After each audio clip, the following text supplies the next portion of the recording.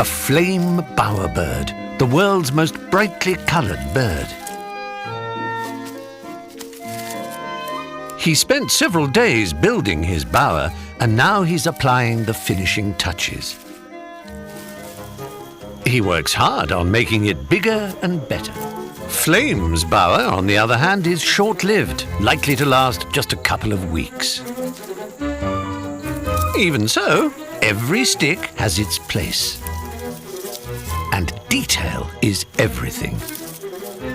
Happy with his bower, Flame moves his attention to his backyard.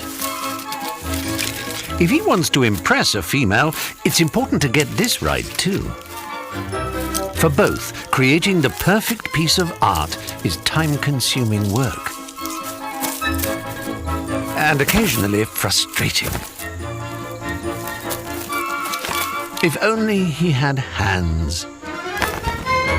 With no one in, he's come to cause trouble. Bowerbirds can be very jealous. But there's a point to this vandalism. Sabotage your rival's bower, and yours may look better to a visiting female.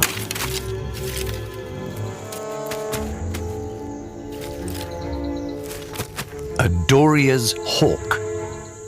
But he's lost the element of surprise.